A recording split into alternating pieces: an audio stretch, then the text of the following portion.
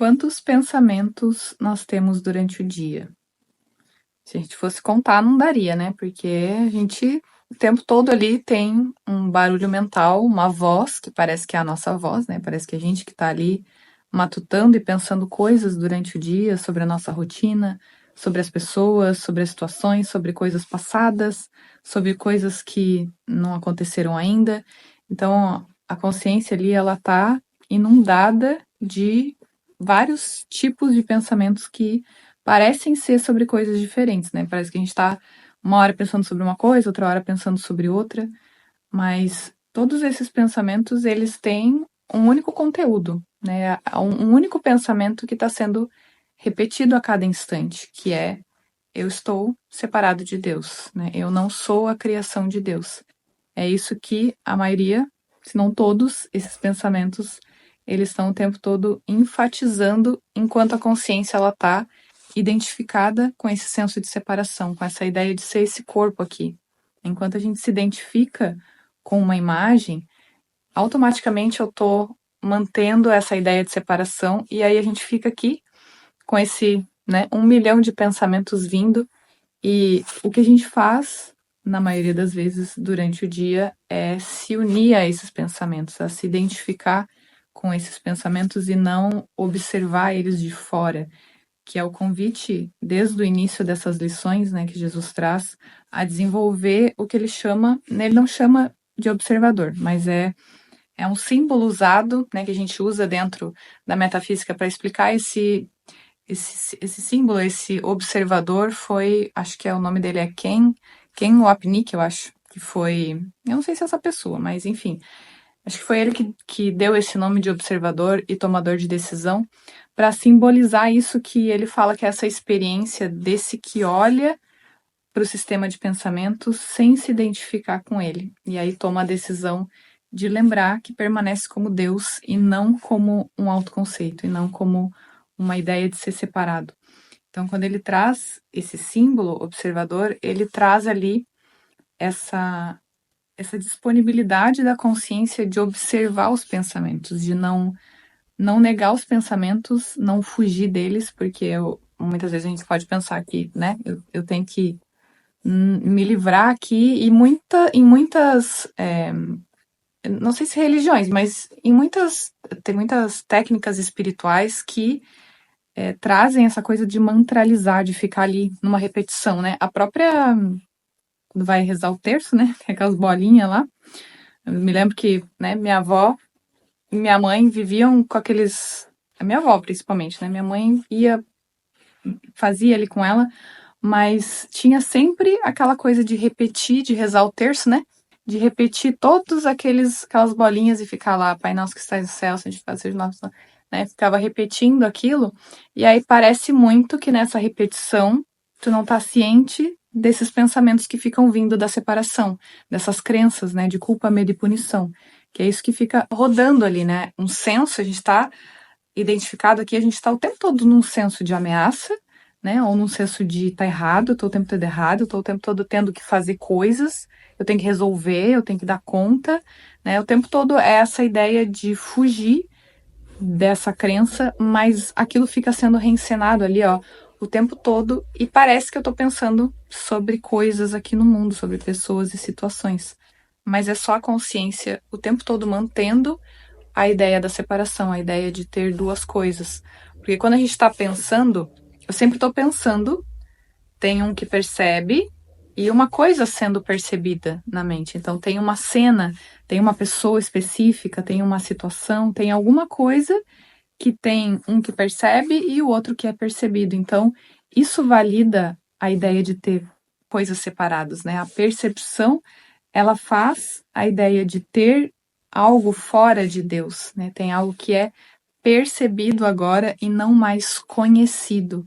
Porque Jesus, quando ele traz no livro, né, o conhecimento simplesmente é conhecido, não tem nada desconhecido, não tem um que conhece, outro não tem duas coisas, né? O conhecimento é esse símbolo disso que é total, disso que é Deus, né? Deus é o próprio conhecimento, porque só tem Deus. Então é só isso que existe, é só isso que está ali, né? E aí quando a gente pensa aqui, então, nesses pensamentos, o que a gente precisa fazer com eles, né? Na lição de hoje é trazido, na lição 162. Eu sou como Deus me criou. Ele diz assim: esse único pensamento, mantido em mente com firmeza, salvaria o mundo. Então, assim, esse único pensamento mantido em mente com firmeza salvaria o mundo. O que isso significa? Ele não está pedindo para fazer uma mantralização, porque senão a gente cai nesses rituais aí e fica só escondendo, né? Ele está dizendo assim, para que a consciência mantenha uma certeza absoluta na mente, é como uma parte abstrata da mente que aceita que permanece como Deus o criou, né? Eu sou como Deus me criou. E isso que é a verdade, isso que tem essa certeza, olha para esses pensamentos, olha para esse barulho mental e para essa identificação com esse autoconceito, com essas coisas que a gente fica pensando sobre a gente, né, o dia todo vem ali, né, uma insatisfação com alguma coisa, um jeito que eu sou, sei lá, tem várias coisinhas que, né, eu digo que sou eu, e aí a gente fica ali, muitas vezes num auto-ataque, numa auto-punição, ou também numa vanglorialização, meu Deus, não sei o que elas falam. Enfim, numa ideia de se vangloriar diante de outros, que eu também tô me vendo separado, eu também tô me vendo melhor do que alguém. Muitas vezes fica, sabe, quando vem imagina uma cena e aí tu agiu de tal forma com uma pessoa X. E aí, tipo, vem tipo, até uma felicidadezinha, assim, uma euforiazinha de tu ter agido daquela forma, e aí tu se sente bem, e aí parece que, né, tô feliz aqui que eu agi daquela forma, ou que eu ajudei tal pessoa, nossa, eu fiz isso, eu fiz aquilo, e aí vem uma sensação assim. O que é isso? Parece que é bom, né? Parece que é felicidade, parece que é, até muitas vezes eu tô fazendo o bem pro outro, mas o que tá sendo mantido ali? Se eu tô me sentindo aqui e aí uma parte lá, e aí eu tô dando alguma coisa para aquele outro que o outro não tem, sou eu que estou fornecendo alguma coisa, então eu ainda estou vendo separação, eu ainda estou vendo aqui eu num lugar de superioridade e o outro lá precisando de mim num lugar de inferioridade, mas daí olha como, né, é escondido assim, parece que eu estou sendo bom, mas eu ainda estou me vendo separado, eu ainda estou mantendo um senso de individualidade. Então, todas essas coisas têm que ser observadas quando a gente está. Quando está vindo esses barulhos mentais, assim, ó, de observar, assim, ó, sem, é, sem julgamento, sem colocar um sentido de que eu não devia estar pensando isso, de que isso é errado, de que horror eu pensar disso, que eu sou um monstro, sabe? Tipo, tem várias coisas que podem aparecer nessa observação em que, ao invés de ser levado para correção, é levado para um senso maior de erro ou de culpa ou de, né, mais autoataque. É como se assim, eu me identifico muito com essa crença, assim, eu me acredito muito inferior, e ao invés de soltar isso, olhar a partir da verdade para isso, para esse que se vê inferior, eu me apegasse mais a isso porque assim, nossa, mas eu não consigo acreditar que eu sou como Deus me criou, então eu ainda sou muito isso aqui. E aí isso produz um maior estado um maior estado de conflito ali, né? Por quê? Porque a consciência está se negando a aceitar o que ela realmente é para acreditar no que a percepção está mostrando, para acreditar no autoconceito que está sendo mantido ali. E isso é uma decisão, né, que cada um de nós, a gente vai precisar tomar em algum momento, em parar de manter a certeza ali. Porque o condicionamento é realmente, né, foi enfatizado muitas vezes aqui.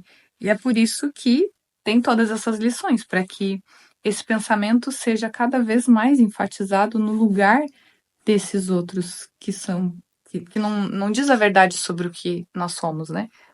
E aí, essa lição tem uma parte que ela diz assim, ó: não há sonhos que essas palavras não dissipem. Não há pensamento de pecado e nenhuma ilusão que o sonho contenha que não se desvaneça diante do seu poder. São as trombetas do despertar que ressoam pelo mundo. Os mortos despertam em resposta ao seu chamado. E aqueles que vivem e ouvem esse som jamais olharão para a morte. Ele é trazido aqui, né, esse poder de decisão da consciência, o quanto é forte o teu poder de decisão ali de não acreditar em outra coisa, de não acreditar em outra ideia de ser qualquer coisa que não seja a imagem e semelhança de Deus. Ele traz aqui o quanto isso é forte, né? O quanto se isso for feito num lugar verdadeiro, num lugar honesto, não tem o que a verdade não dissipe, não olhe para esse que pensa isso ou pensa aquilo e aquilo simplesmente não se desfaça ali, né? Tem uma outra parte que ele fala da simplicidade dessa prática, né? Hoje praticamos de modo simples, pois as palavras que usamos são poderosas e não necessitam de outros pensamentos além de si mesmas para mudar a mente daquele que as usa. Essa mente está tão integralmente mudada que ela é agora o tesouro no qual Deus deposita as suas dádivas e todo o seu amor para serem distribuídos a todo o mundo, aumentados ao serem dados, e assim se mantêm completos porque o seu compartilhar é ilimitado. Então é esse dar e receber, porque a consciência ela não tá aceitando isso só, eu não tô aceitando isso aqui ó, só para mim, né? Se eu tô olhando para os pensamentos aqui, aí eu tô observando as formas que o autoconceito fica ali confundindo a consciência para dizer que ela é isso. Se eu não tô me identificando mais com essas crenças, né?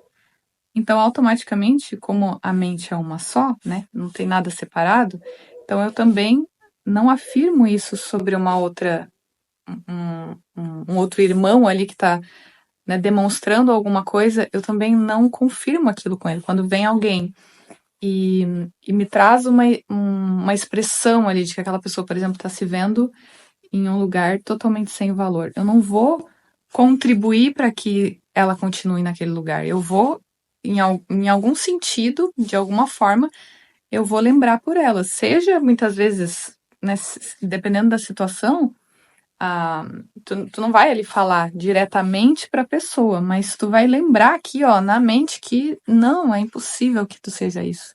É impossível que essa seja a criação de Deus. Isso não é. Isso não pode ser.